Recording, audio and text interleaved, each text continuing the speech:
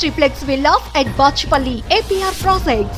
తర్వాత బాలయ్య బాబు. బాలయ్య బాబుతోనే బాలయ్య బాబు అయితే ఇంకా తెలియదండి ఎన్ని సినిమాలు చేశాను ఆయనతో విలన్గా. నువ్వు ఒక్కడవేరా, నేను నాతో దెబ్బలు తగిలినా నువ్వు ఒక్కడే భరిస్తావు, నువ్వు ఒక్కడవే అన్నిటికీ రెడీ అంటావు అని చెప్పేసి అన్నారు. అంత బాగా తిరిగేవాళ్ళని ఆయనతోనే బాగా ఎక్కువ వెళ్ళేది. కృష్ణరాజు గారు, కృష్ణ గారితో అయితే ఎక్కువ బాగా ఇష్టం.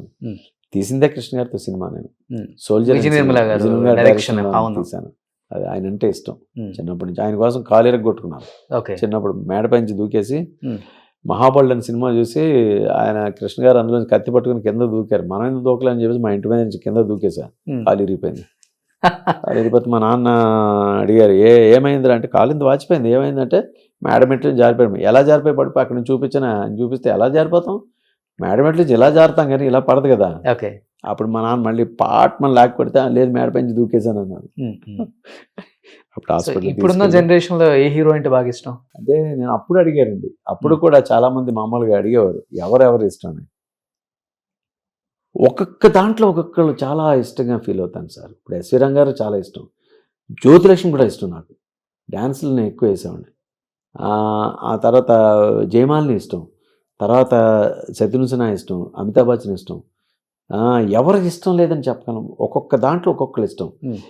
ఎట్ ద సేమ్ టైం ఇప్పుడున్న యూత్లో అంటే ఒక్కొక్కరు అంటే ప్రభాస్ ఒక స్టైల్లో ఉంటారు సార్, మహేష్ బాబు ఒక స్టైల్లో ఉంటారు, ఎవరు జూనియర్ ఎన్టీఆర్ ఒక స్టైల్లో ఉంటారు, ఇంకా పవన్ కళ్యాణ్ గారు ఆయన అసలు మెస్ప్రిజం ఆయనదో స్టైల్లో ఉంటారు.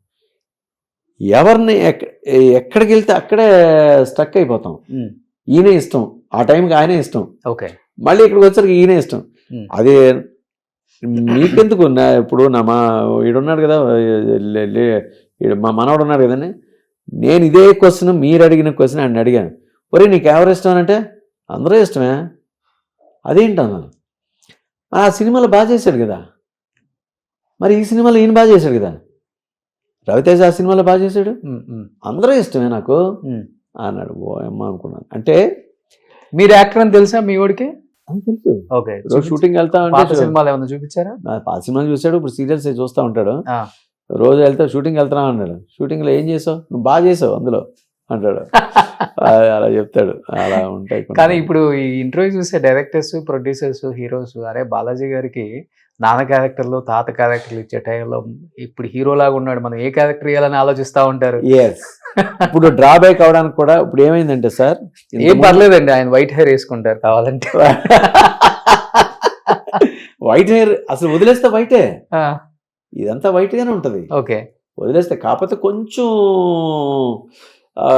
ఏది అక్కడక్కడ వైట్ అంటే తక్కువ ఉంటది కానీ మొత్తం వైట్ ఉంది. వైట్ లేకుండా లేదు. 66 వస్తే వైట్ రాకుండా ఎలా ఉంటుందండి. మీరు క్యారెక్టర్ ఇవ్వాలి కానీ అన్ని మారిపోతాయి. ఇంతకుముందు వీళ్ళందరూ హీరోలతో చేశారు. వెంకటేష్తోని, నాగార్జున గారితోని, మొత్తం అందరు హీరోలతో చేశాను. చేసిన తర్వాత ఇప్పుడు బాలాజీ ఎలా ఉన్నాడు అని అనుకుంటారు. అనుకుంటే ఏంటి ఇంకా అలాగే ఉన్నాడు, ఏంటి మారలేదేంటి, మామూలుగానే ఉన్నాడా అంటే వాళ్ళు అలానే ఉన్నారు కదా. వాళ్ళతో విలన్ లాగా వెయ్యాలనుకుంటే వీడు ఇంకా యంగ్గానే ఉన్నాడు అంటున్నారు. ఓకే. ఇప్పుడు యంగ్ హీరోస్తో వేయాలనుకుంటే ఈయన కొంచెం పెద్దడైపోతాడేమో అండి, అటు ఇటు కానట్టున్నాడే అనుకుంటున్నాడు. అలాగా ఫెరిష్ అయిన వాళ్ళు నరేష్ అండి. నాకు నరేష్ లాగా అసలు యాక్చువల్గా అవ్వాలి నేను. ఎందుకంటే మేము ఇద్దరం ఒకసారి వచ్చిన వాళ్ళే. అతను ఫస్ట్ 4 స్తంభాలట్లో వచ్చి నేను చిన్న క్యారెక్టర్ చేశాను అనుకోండి. అక్కడ తర్వాత ఇద్దరం హీరోలుగా చాలా సినిమాలు చేసాం. నరేష్ గారు, నేను. కోటారెడ్డి సినిమాలు, తర్వాత వీళ్ళందరూ చేసిన తర్వాత అప్పుడు అతను క్యారెక్టర్ ఆర్టిస్ట్గా వెళ్ళిపోయి ఫాదర్ క్యారెక్టర్స్ ఇవన్నీ చేసుకుని బ్రదర్ క్యారెక్టర్స్ ఏం చేస్తాను. అలాగే నేను వెళ్ళిపోవాలనుకున్నాను. ఆ స్టేజ్కి ఏంటంటే మనకి ఆ లెవెల్కి రావట్లేదు. ఆ బాడీ ఫార్మేట్ కానీ హెయిర్ ఊడిపోతే బాగుండి అనిపించింది. అలాగా అంటే ఆ బోల్డ్నెస్ లేకపోతే ఆ ఇది వచ్చేస్తే ఓకే బాలాజీ ఓకే అది బాగుంటుందని అటు ఇటు కాకుండా అయిపోవడం వల్ల మనకి అలా స్టక్ అయి ఉందన్నమాట. ఇప్పుడు రామ్ చరణ్ గారి సినిమాలు చేస్తున్నాను, బుచ్చిబాబు గారి డైరెక్షన్ ఒకటి, అది బాబు మనోడు కూడా చేస్తున్నాడు. ఆ తర్వాత వశిష్ఠ సినిమాని మీకు తెలిసే ఉంటుంది, ఓపెనింగ్ అయింది.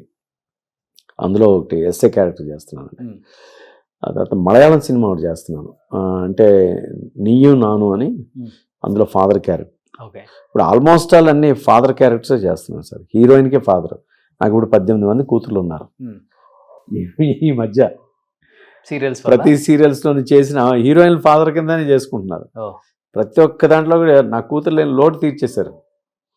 మొత్తం 18 మంది కూతుర్లు ఇప్పటికి. ఏదో ఒక రోజు అందరం కలుస్తాం అనుకోండి. కానీ ఆ హీరోయిన్ ఫాదర్ చేయడం వలన కొంచెం ఏంటంటే కొంచెం స్ట్రైన్ ఎక్కువ ఉంటుంది, చాలా కష్టంగా ఉంటుంది. చాలా మైన్యూట్గా డీల్ చేయాల్సిన క్యారెక్టర్స్లా ఉంటాయి. కాకపోతే మనం ఏదో చేసేసాం వెళ్ళిపోయాం అనుకుని మన క్యారెక్టర్ కాదు అది. అందులో అలాగా ఇన్వాల్వ్ అవ్వడమో అనుకుంటే అనుకుంటాం, లేదనుకుంటే మనం జస్టిఫికేషన్ అనుకుంటే జస్టిఫికేషన్ సార్. మనం చేసే పనికి పరిపూర్ణత చెందడం అంటారు కదా, పరిపూర్ణత చెందించి ఆ క్యారెక్టర్ నిలబెట్టడం అనేది మనకు అది. లేకపోతే ఈ రోజు వరకు నేనే అది మీకు కొట్టిన పిండి అనుకోండి.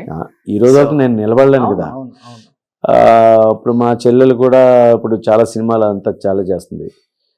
తను అక్కడ చేస్తుంది, నేను అంటే స్మాల్ స్క్రీన్లో కూడా నేను ఫుల్ బిజీ బాగా. అసలు ఒక్కరోజు కూడా ఖాళీ లేకుండా అంటే 30 days కూడా కంటిన్యూ ఉంటుంది.